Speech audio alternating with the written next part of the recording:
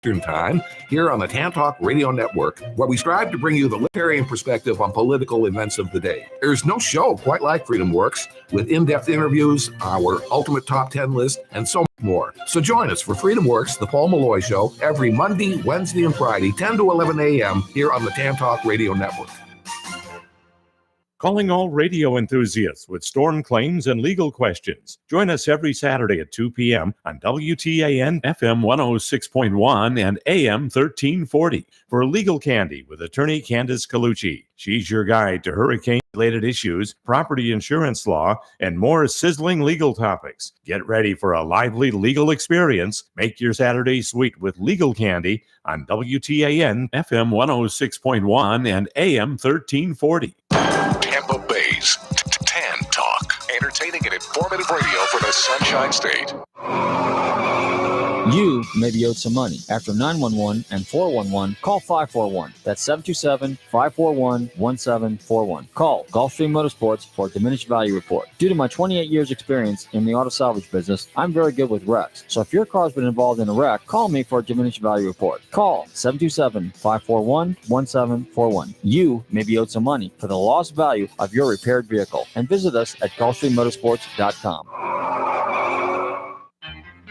Looking for car shows? Then look no further than FLACarshows.com. On your computer or on your mobile device, FLACarshows.com is a comprehensive list of automotive events, plus videos and news articles. Whether you're looking for car shows, cruise-ins, meetups, automotive festivals, cars and coffees, or anything else relating to an internal combustion engine, then this is a site for you. Check it out online or on your phone at FLACarshows.com.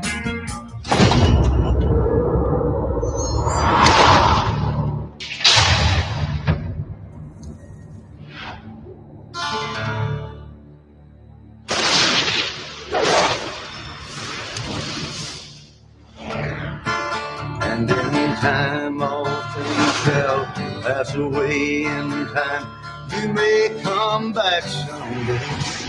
Kill them all. Or die once more. But in time, will be no more. Wrote that for you. I'm gonna say it at your funeral.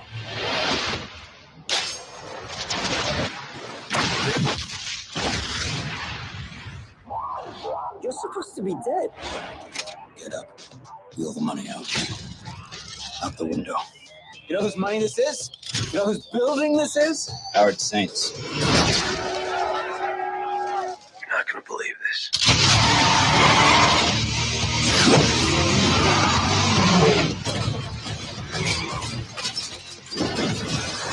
We're really sorry about your family.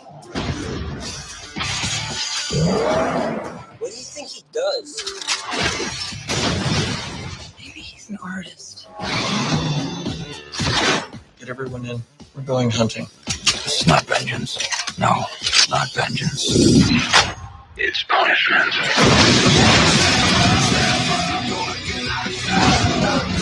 Call the Russian.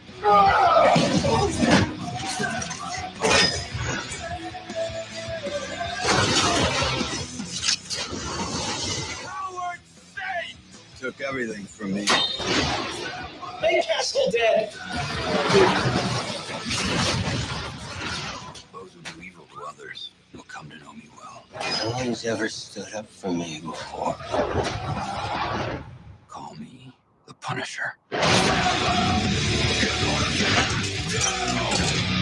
Oh! Shouldn't play with knives.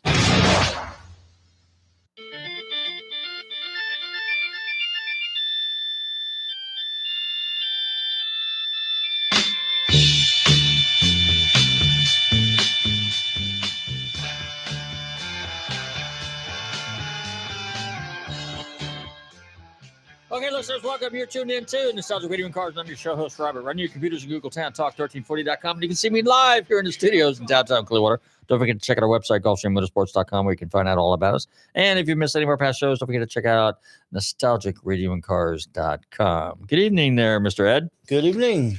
And a happy Thanksgiving to you and all our listeners. How about that? Absolutely. Turkey Day is around the corner, which is good. I'm looking forward to that. And of course, my wife's an excellent cook, so we will have some delicious Thanksgiving dinner. So a big shout out to my little loving, caring wife of 42 years and my son, who will be there as well. Anyway, we got a good show for you tonight. We got some friends of ours coming in. This is gonna be kind of a casual show.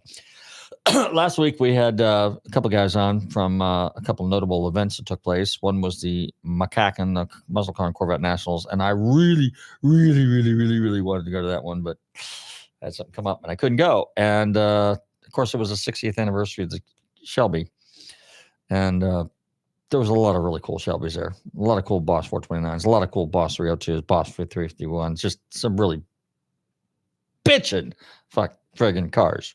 I said friggin'. Anyway, Fords, obviously, and some GTs and stuff like that. Not to mention all the other cars that Bob Ashland was talking about. And it's one of those events that you hear me talking about. Obviously, the 4 events that I used to talk about all the time that I think people should go to is obviously Scottsdale, Arizona, Bear Jackson. You got to go there once if you've never been there. Meekham's is kind of getting up there a little bit, the January show, and 4,000 cars. A lot of cars there, a lot of cars. And the thing I like about, unlike Bear Jackson, excuse me, which is in Scottsdale, which Scottsdale is Scottsdale. Okay. I've been going there since the 80s. And Scottsdale event there with Bear Jackson started in 1972, if I remember correctly. But just the whole Arizona atmosphere, and of course back then it was just Bear Jackson, and now it's Bear Jackson, Scooding, it's RM, and a couple other auctions that take place there. And there's just a lot of events, and it's just Arizona Collector Car Week, kind of no different than Monterey Collector Car Week, So you got to go to Scottsdale, you got to go to Bear Jackson, because Bear Jackson by far is, as Craig Jackson once said, the greatest show on earth. It truly is.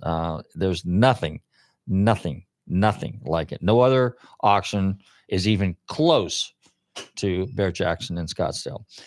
Meekum has a lot more cars, twice as many cars, because Scottsdale's got 1,600, 1,700, 1,800, maybe on occasion 2,000. But that is the show. And then of course you had Amelia Island, which was pretty good back in the day when Bill Warner had it, and now it's not as good as it used to be, but it's doing okay. It's hanging in there. But Moto Miami's taken off. So Moto Miami is usually now in its third year is in February. Well, the end of February, March. Okay, so the first weekend of March, and Moto Miami is at the Ritz-Carlton down there. I think that's what it's called, and it's just Coral Gables, and it's just classic vintage Miami, And Miami is coming on. I mean, I was down there last year for the boat race, or earlier this year for the boat races, I should say, as well as Moto Miami. And you wouldn't recognize Miami. When I think of Miami, it's kind of like Clearwater even, same. When you go back in time, 20, 30, 40 years ago, when we were kids, God, that sounds like a long time. It has really changed and everything involves, but Miami truly is international, but it's not just Miami. You've got Fort Lauderdale, which is in its own right, Fort Lauderdale. And then you got West Palm Beach, West Palm area in its own right. And then you got a little further north, you get Jupiter. And then of course you get up to St. Lucie, Port St. Lucie, and then you get up to Vero Beach, and then you get obviously Daytona, Melbourne area, and Cape Canaveral, and all the way up to Jacksonville. And then ultimately you get up there to Ferdinand Beach, which is where Amelia Island takes place. And so that's in March. And then in August, the third week in August every year is Pebble Beach, the Pebble Beach Collector Car Week, or Pebble Beach, the Monterey Collector Car Week. And that's evolved. It's just gotten huge. Okay. And then in the fall, you get all during, whether you're up north, in Michigan, places like that, we get, and up in Minnesota, you get all these other car shows that take place that are spectacular. I mean, there's thousands and thousands and thousands of shows, and thousands and thousands and thousands and tens of thousands of cars. So the collector car hobby is extremely strong, extremely formidable right now. So for you guys all out there, is as an appraiser and looking at values right now, I will say that I think last year everything kind of peaked. Okay, so it's just kind of sitting around there. Nothing's really backed up too bad. And obviously with economic concerns a little bit, it kind of takes some people out of the realm of affordability. but yet it's because the market's tapered on more conventional, more run-of-the-mill cars. So there's a buying opportunity there. But the high-end cars, the really rare cars, the Hemi cars, the Boss cars, the Shelby cars, those cars, and a lot of European exotics are still bringing crazy money. Now, a friend of mine pointed out earlier today that Mecum is bringing the Ferrari 250 GTO. I think they made 36 of them. Alan will probably call in and correct me. The record right now is McNeil that owns WeatherTech. I'm sure you're all familiar with the WeatherTech. And of course, he sponsors the WeatherTech Raceway out in, and there's a racing series in Laguna Seca. And I think it was unofficially 70 some odd million, but this was an extremely perfect car. And I think it was one of the few that wasn't raced. So does that have a premium? Yeah. Because a number of years ago, they actually had one that was a rebody that was raced, crashed, burned, rebuilt. And that's the one. Jay Leno was there, as a matter of fact. And that was the one that was offered at Bonham's. And it sold for like 39, close to 40 million. And, but there wasn't much left of it. So 40 million for a burnt, rebuilt, rebodied Ferrari 250 GTO, one of 36. Yeah, probably a good number. The white one that's going through Kissimmee, through Mecum's, is probably estimated to be between 50 and 60 million. So we'll see what happens there.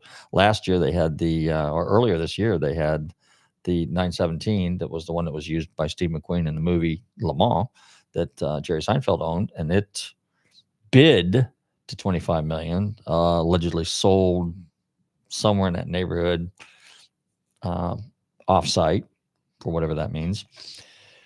Anyway, so then in the fall, in October, you've got a number of car events that take place.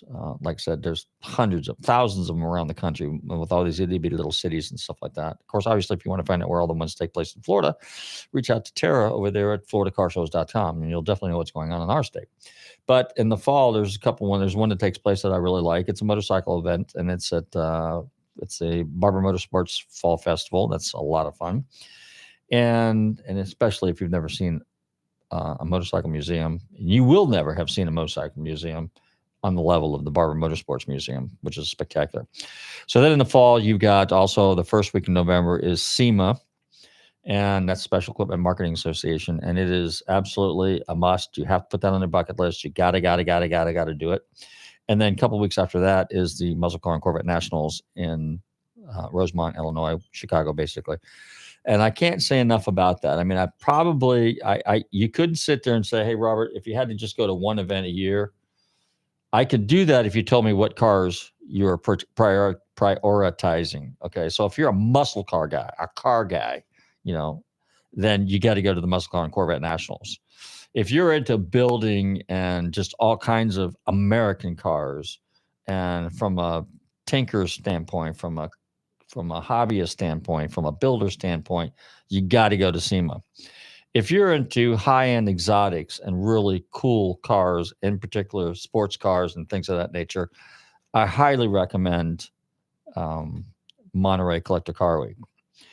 If you want just class, you go to Moda Miami and the whole Miami experience, Coral Gables experience. But if you want to see the greatest show on earth, you need to go to Scottsdale, Arizona for Barrett Jackson, because Scottsdale has everything.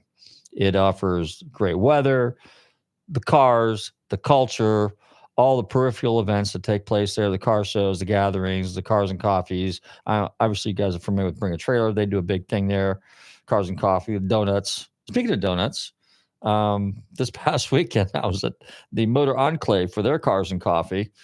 I took a picture of it. I really need to post it up there. But as Brad mentioned, there'll be free cars, free coffee, and donuts. And he wasn't joking. When I rolled in there, they had this big giant, it was like an assembly line conveyor belt thing, and the donuts were just coming out there. You could see the people behind the wall that were loading it. So in other words, people were just kind of randomly picking up donuts, and there was a hole here and hole here and hole here. And I don't mean just donut hole. I mean donut missing, because somebody ate it, myself included. A couple of them. Very good, very good. Coffee was also very good. Might add Tampa coffee. And there was just lots and lots and lots of donuts. I mean, if I wanted to be an extra 100 pounds, I would have just stood right there and just had them babies coming right at me. But we had a buffet upstairs, so I went in for the VIP gathering, so I went up there for that. Anyway, I got a couple friends of mine coming on the radio show here in a few minutes, and these are friends of mine. These are just car guys, just like you and I and everybody else that listens to this radio show. And we're going to be talking about some of these little journeys that we have been on. And so without further ado, what I'm going to do is Ed's going to fire up the stereo, and we're going to play some classic Bread. How about this song, Freedom? That's what America's all about, freedom, guys. Don't touch that channel. We'll be right back. You're tuned into Nostalgic Radio and Cars. Keep walking, keep on your toes, and don't stop talking about freedom. To get going, lots to be learning, lots to be knowing about people. Gotta reach 'em, see it right now, and then you gotta teach 'em about freedom. Gotta win it, gotta put yourself smack dab in it. Hey, tomorrow, hey, don't go away. All the freedom,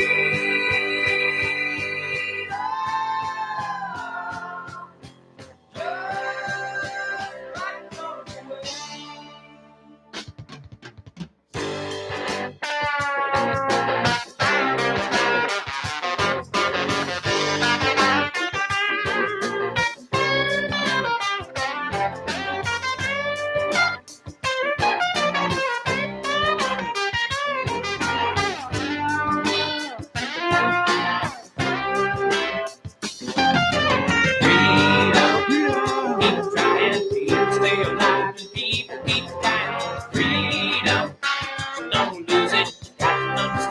Just can't abuse it. Freedom. Get moving. Never gonna stop till everybody moving on love. One another, calling some friend and calling some brother.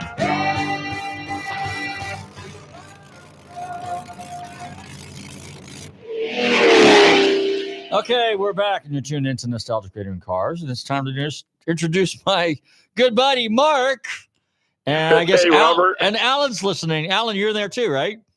He had to step out for a moment, but I am here and ready to talk to you about this special night. Okay, is your lovely bride there as well, Inns? She stepped out too. Oh no, come on! We did. This is a family affair. It's Thanksgiving. Yeah, I know. I think they want me to talk about the cars, I guess.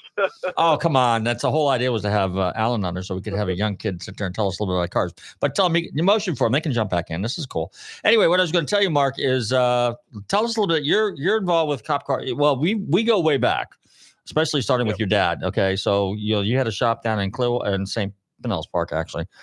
Good old Pinellas Park, PP for short, and.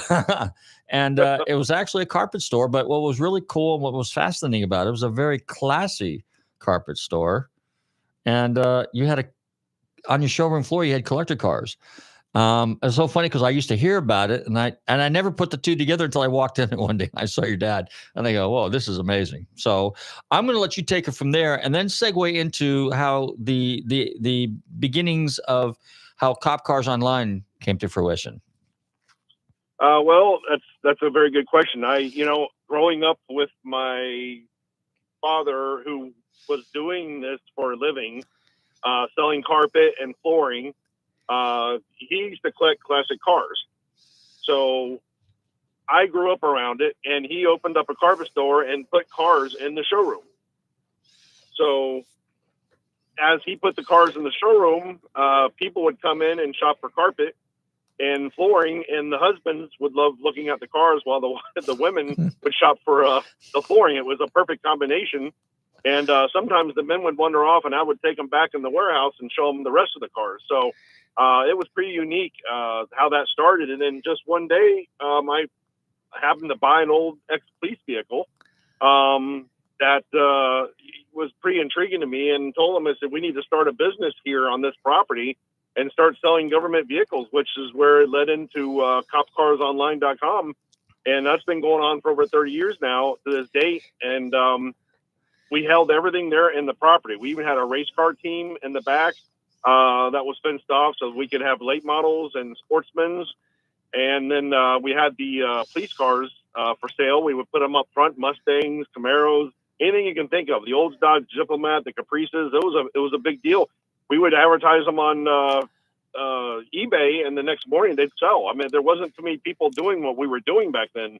And the cars in the showroom with the classic cars would actually get rotated out sometimes with some people wanting to put their cars in there for free storage and to show their car off because they could trust the vehicles being in a nice facility and everything. So I was around it my whole life growing up. So it kind of just bleeds into what I do today. And I love what I do so much. And I'm one of those things where I'm not afraid of change, but I just love what I do so much. I keep doing it and I keep the business alive and know that my dad, who's not here no more, would appreciate me going on with the legacy.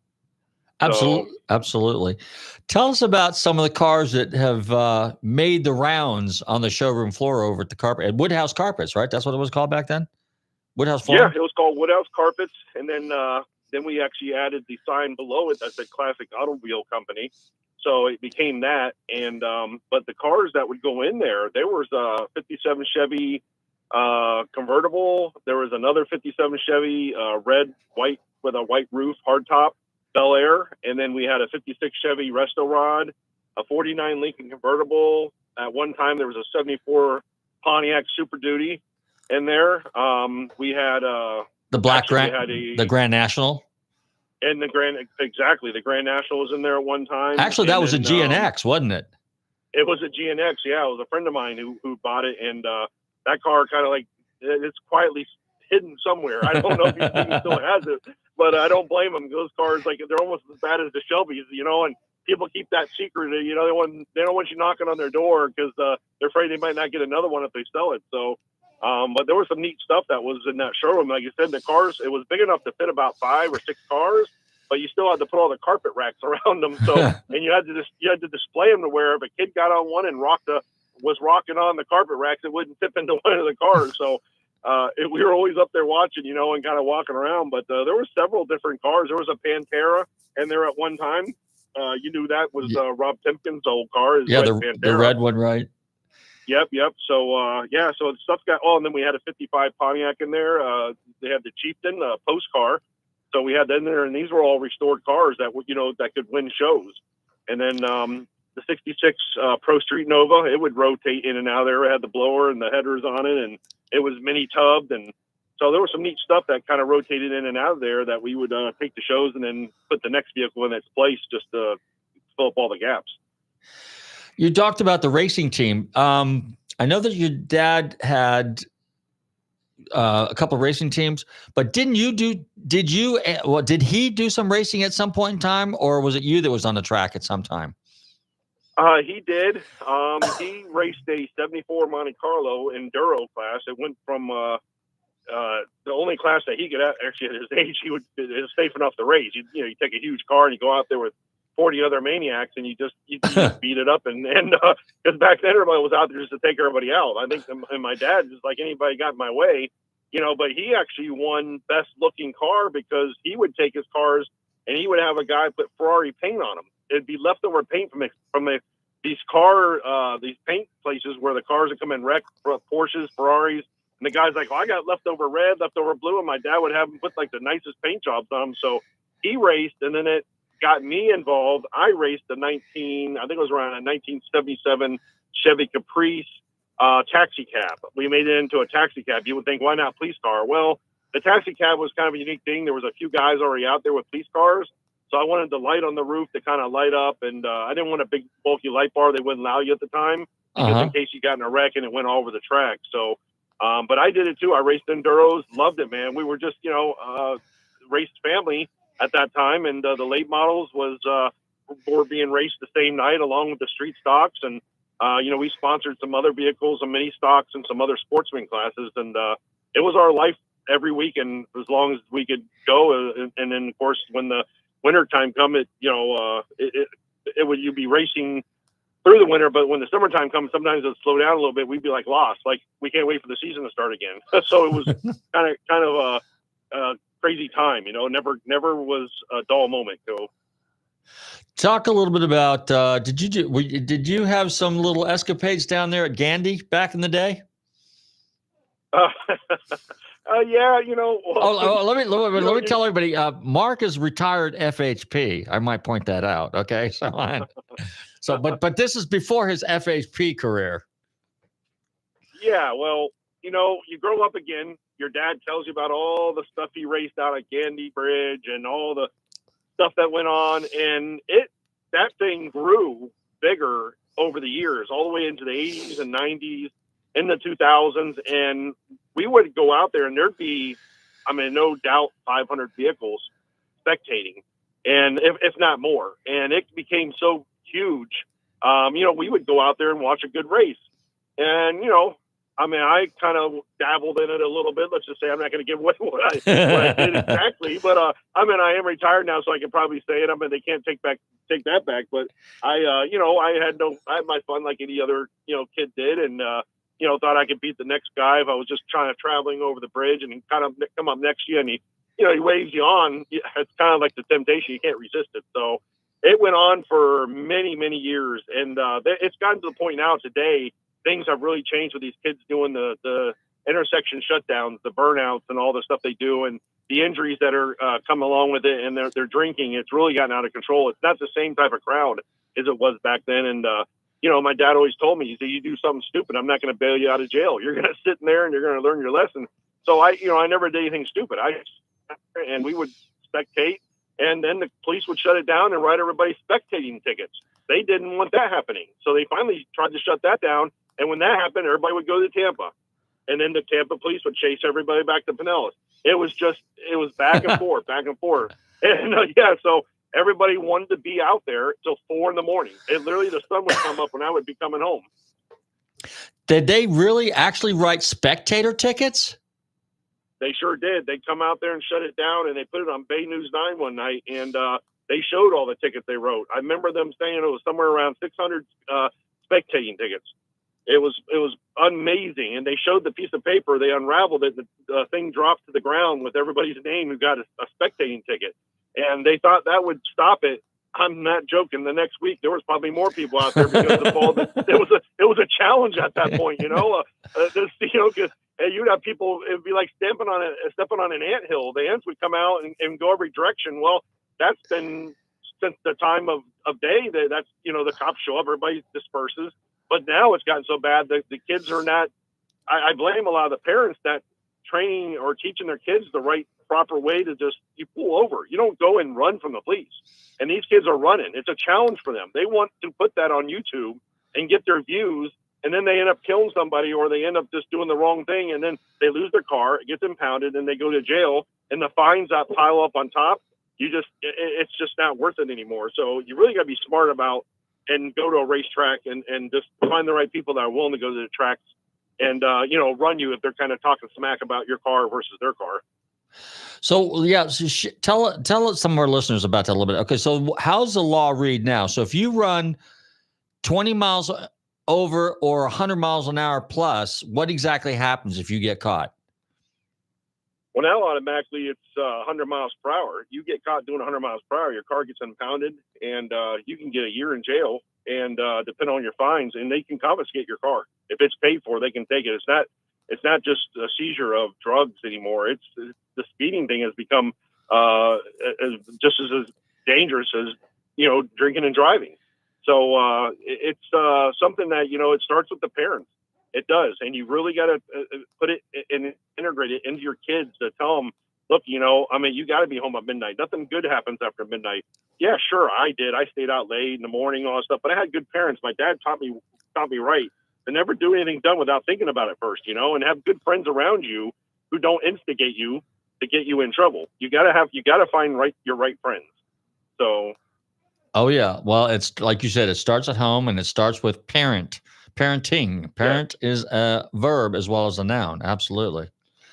Mark, back in my day, okay, now your dad, when he was racing in the 50s, he was telling me that they used to race out there in Bryan Dairy, and there's a couple names. There's Frank Ibel that was around, and Gary out of St. Pete, a couple of those guys. That was your dad's era, because your dad was a few years older than me, obviously 10 years or so. And so those guys raced out when there was literally cow pastures back in the day. when I started street racing, because I was the Clearwater crowd, we hung out at Pantry Pride. We went out to Courtney Campbell, and we raced on this side. And sometimes what we do, we would set up decoy races, and some people would go out to Boot Ranch because these were just all 2-lane roads back in the day. And then occasionally you had the St. Pete crowd that actually raced out in Almerton before Gandy, and that was out where the old Welcome Station used to be. So we used to go. So the Clearwater crowd would go down and race the St. Pete crowd, and that's where we would meet, was there. Although some of the St. Pete guys would actually go down to Terra Verde. I don't know if you ever went down to Terra Verde and raced down there or not, did you?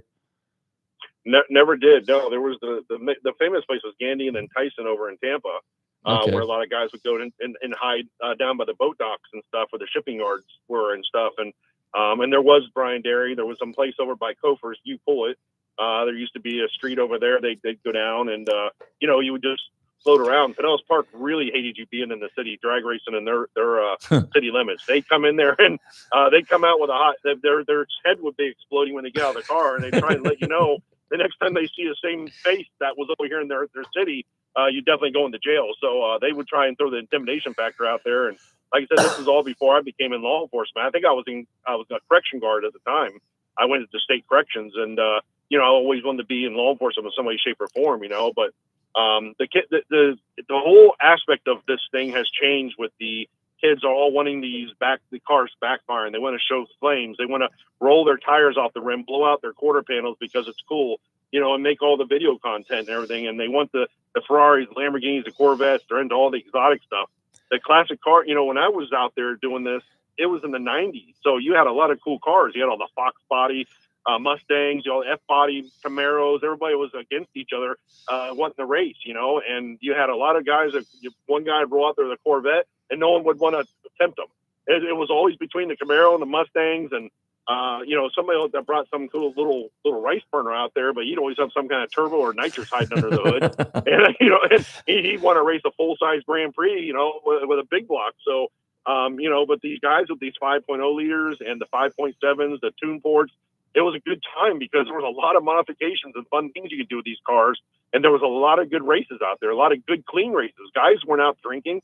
They just wanted to go out there and beat the Camaro. The Camaro guy wanted to beat the guy in the Mustang. So it was, and the cops would try and say that there's drinking and drugs going. I'll be honest with you.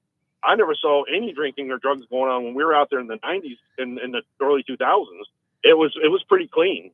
So. Well, it's the same thing when I used to street race. It was, occasionally a couple of guys have a beer or something like that. But other than that, there was no drugs. It was all about, you're a car guy. You're a gearhead, you go out there and, you'd let your car cool off in the parking lot a little bit. You unscrew the headers, you drop the flanges down. You try to get through town without too much noise. You'd have you'd be in a pack, and then we get out there on the causeway, or we'd go out early and drop the headers, the collectors when we got out there, so we could raise open headers. Somebody have a pair of slicks laying around, you throw those on. But it was real cool. I don't know if you remember the Pyro Pontiacs from Allen Kent. Your dad remembers those guys. There was another guy by the name of the hell was his name? Charlie Brown was his name. He was a big Mopar guy. He was in between me and your dad, but your dad might have remembered him. And then Allen Kent. But Allen Kent had two identical 66 GTOs.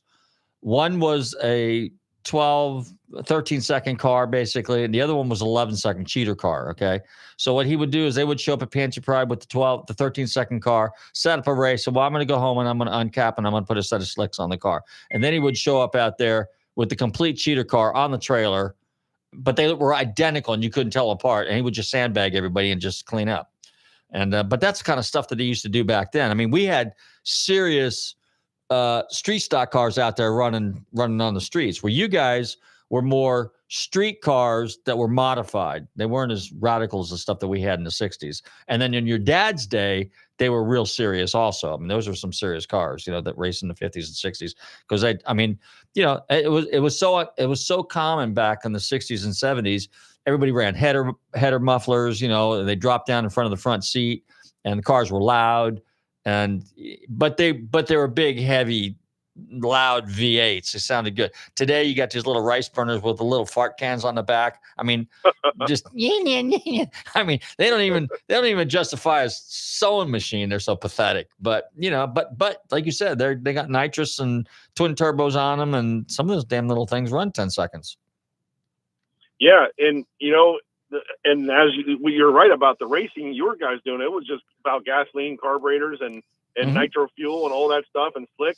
As it evolved and cars came out and they were more computer controlled, we had to deal with, hey, can we modify the computer? Can we get it around putting in larger injectors on, underdrive pulleys, honker kits, and tune and putting headers, you would race these cars with check engine lights on because you would try to do everything good to get it a computerized, car that wouldn't be going crazy because you did too much to it. So it was your everyday driver too. You'd take it to school, you'd take it to work, and you wanted it to be somewhat, reliable. And then when it comes to, getting on it, it'd either go crazy, break up on you, and you'd go back home and try and tune it again. And it wasn't as easy as back then with the carbureted cars and, just stepping on it and throwing down your positive traction rubber and going at it. But, and it's funny too, because my son just stepped back in the truck here too. So he's ready to throw down some comments here. All right, good. Well, now wait a minute, Mark, was nitrous real common? 'Cause nitrous was just starting out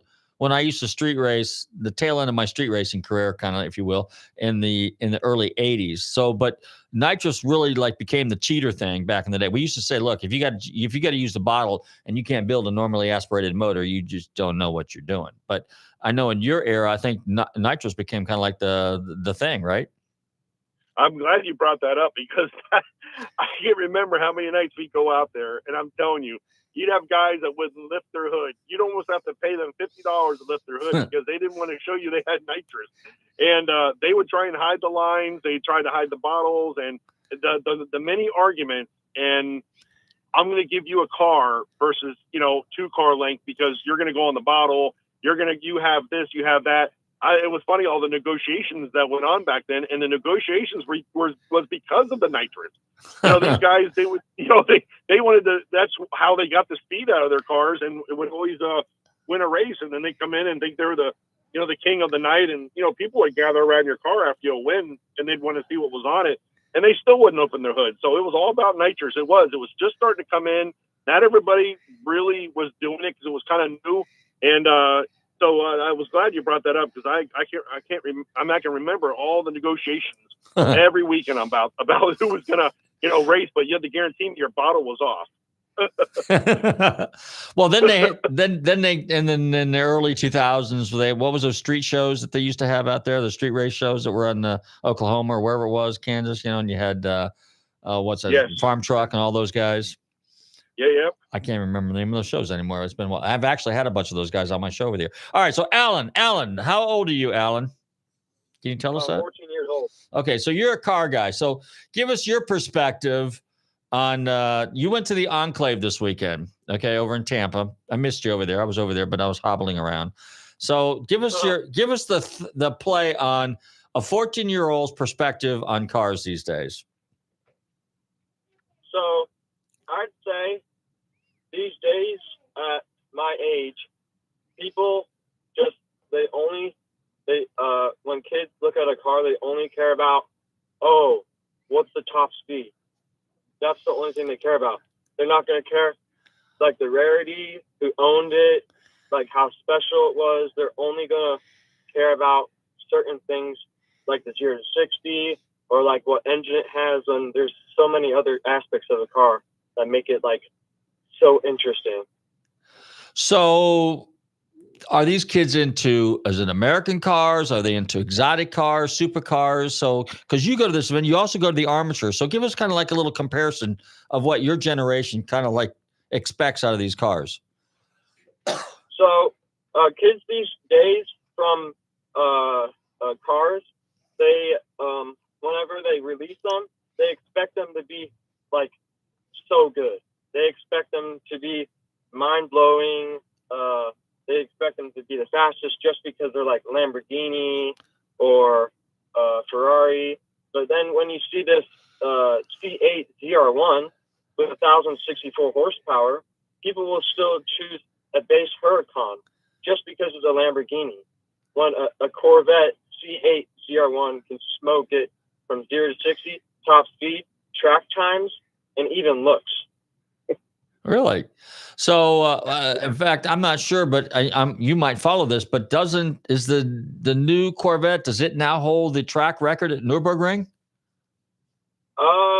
Yeah, it's up there. It's like top 10. It's 649, I believe, on the Nürburgring, which is really, really impressive for an American car. The quickest American car lap time for the circuit. But the fastest production car right now on the Nürburgring is the AMG 1, the Mercedes AMG 1 that has like 629, which is a pretty big gap. But interesting. So I know the Shelby had it there the GTD had it for a while. Then I think the Corvette beat it, and then, like you said, I think the AMG took the reins now, right?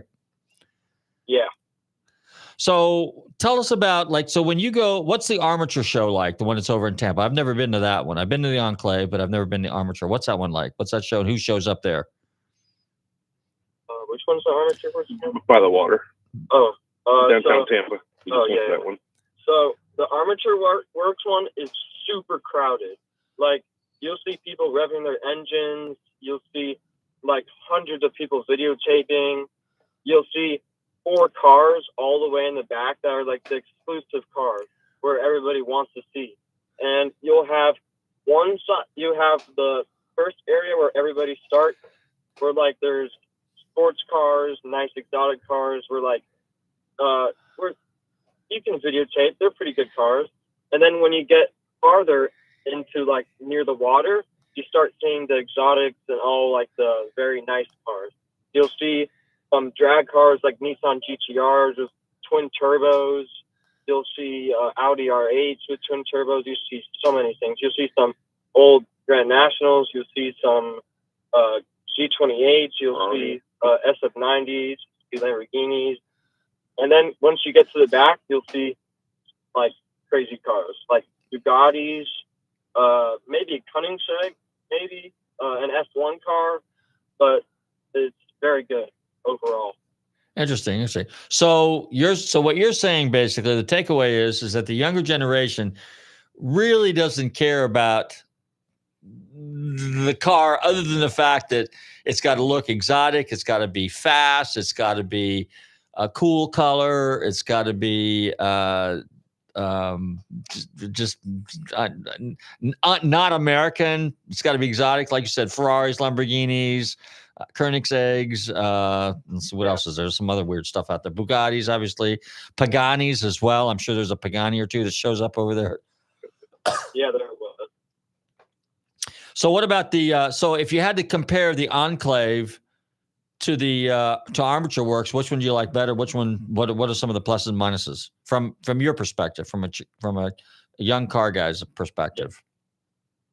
So I would say the good things. I'll start with the good things on both shows. Okay. So on the Armature Works one, a good thing about it is that it's by the water. It's a beautiful walk.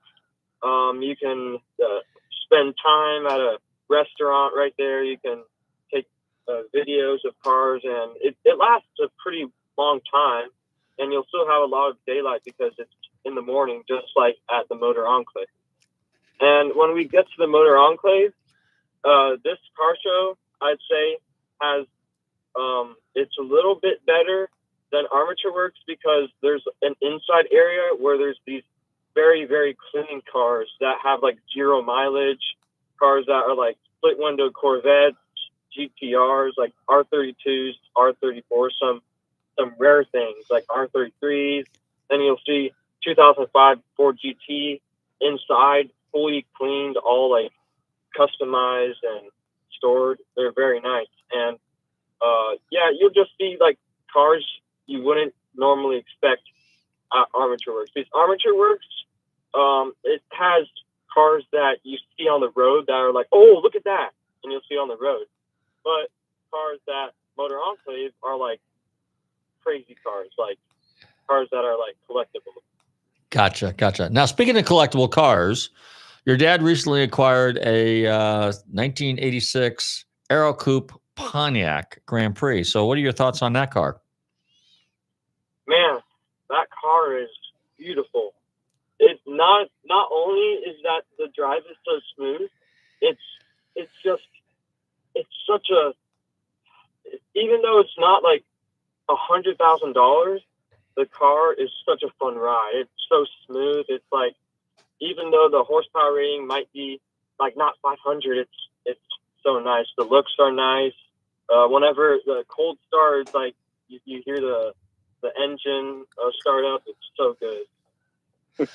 So your dad is, he's because of his dad is really into classic cars. So now you're around it, no different than my son. My son grew up around old classic cars. So he's 28. So he likes older cars. So would it be fair to say that if your parents influence you being the child, anybody, that if you're kind of like a product of your environment. If you're raised around these old classic cars or modern day collectibles, you gravitate and understand both the vintage collectible car as well as the modern day supercar or exotic and just nice drivers. Would that be a fair statement? Yeah. Okay. So from your perspective now too, and you notice that your dad's, and we were going to talk about that, but we might have to do that another time because we only got about 9 minutes left. But your dad and I have been scouring the countryside, the southeast. Well, actually, I can't say countryside anymore because we went all 50 miles north of Fargo, North Dakota, in Minnesota, to bring back old classic cars. So you're kind of taking an interest in some of these old classic cars that your dad and I are bringing back from Timbuktu. Oh yeah, of course. Yeah, it's like people concentrate way too much on exotic cars, and they do not understand how special old classic cars are. Like traveling, finding these barn finds and stuff. These, like, if you get lucky, you find a Cobra Roadster, and if it's like one of Hopefully a million chances, it won't be a replica, which is extremely rare. But it's so cool. Like one day they could be restored, and you just see them from like the first day you got it, all rusty and stuff, and then you see it increase in value, and you're able to drive it. Yeah, well, it was funny you mentioned that. You said the Cobra. Well, because I'm on this 63 Corvette split window kick as a joke, but it's not really a joke, kind of a joke. But your dad and I were in this one place, and they had a bunch of old cars. We were looking, and the guy, I saw all these kind of kit cars that the guy was building, and I jokingly said to them, "You wouldn't happen to have a 63 Corvette split window by any chance, were you?" And he goes, "Yeah, as a matter of fact, there's one in the next building." So while your dad was talking to the guy, I walked into the other building and I said, no crap. I mean, there really was a 63 split window in there. So this guy had just paid $100,000 for this car, and he was going to go ahead and resto-mod it. And I thought, no. You build fiberglass reproductions, modify a fiberglass reproduction. Don't take an original 63 Corvette split window and do that, because now you've just ruined that classic car. Now, I have a problem with resto mods, but I was at the car show yesterday or Sunday, and the guy had a black 63 Corvette split window sitting there, and I took pictures of it. And I think I sent it to your dad. And the guy told me, I said, how long have you owned this car? He says, 55 years. I said, you've owned this car for 55? Why would you resto mod this car? Well, I had nothing else to do, and I've had the car for so long, I figured I'd do something different. Well, it was done tastefully, but again, in my opinion, he ruined the car. And so as someone your age, if you had a classic car, a rare classic car like that, would you put a modern drivetrain in it and try to make it a modern day Porsche or BMW or Audi? Or would you leave it alone and keep it kind of original? So, first of all, if I found one, what I'd do with it is I'd immediately send it to restoration, and I'd have it restored all original.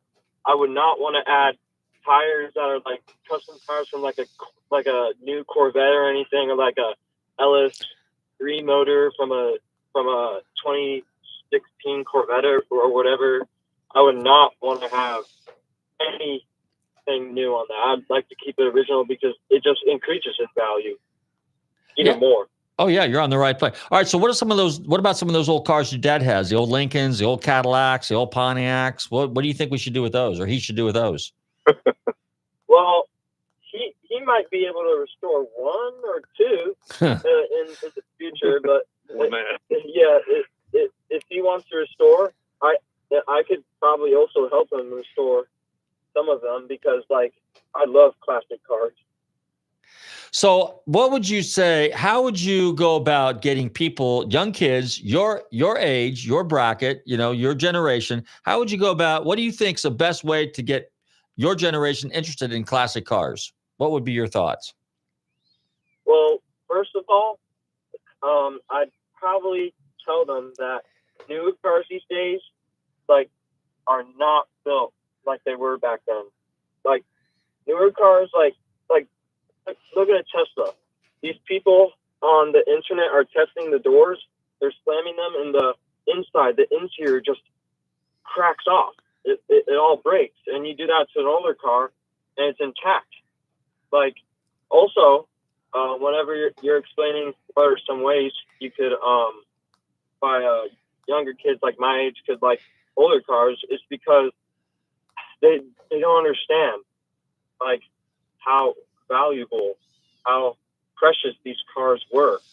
Because back then, the thrill of just having an older 80s Dodge Charger and beating everybody on the drag race, it was so exhilarating. And today, people just only care about horsepower rating, only care about top speed and 0 to 60s. While back then, people cared about how they actually you get what I mean. Yeah, well, how the cars actually work and the car itself. It's all about the car and what it was for a classic car and what the car represented. Whether it was a Ford, Chevy, Dodge, Chrysler, AMC, or a Shelby or a Boss or Camaro Z28 or anything like that. So that's cool. Well, we are just about up against the clock here. Mark, why don't you? Hey, Alan, I want to thank you for hanging out with us here. And Mama, if you're listening in the background there, thank you for allowing the boys to hang out and be boys on Nostalgic Radio and Cars. Okay. Happy,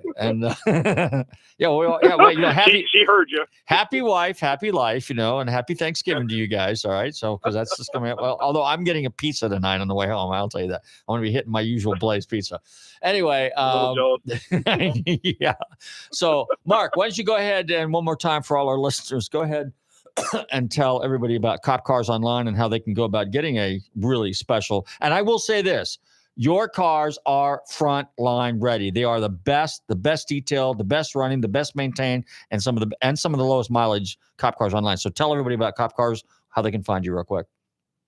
Well, I appreciate that, Robert. It's going to be www.copcarsonline.com.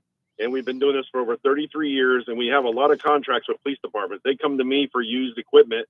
So when they wreck theirs, they want to put another frontline car, we supply it. Most of the vehicles we concentrate on are unmarked supervisor vehicles, which are a little nicer. So they got the plain body, no markings, no light bars, no cages. So these cars are driven by lieutenants, captains, sergeants, stuff like that. So that's what you need to do is come to us. We'll get you a great car.